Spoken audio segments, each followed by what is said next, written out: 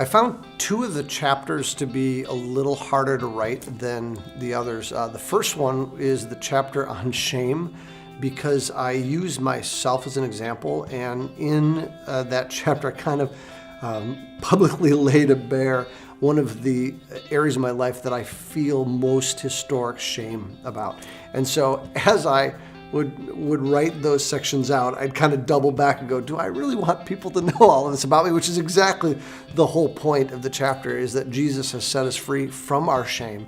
And yet I found shame welling up inside of me as I wrote that chapter. So it was a real experiential chapter for me to write.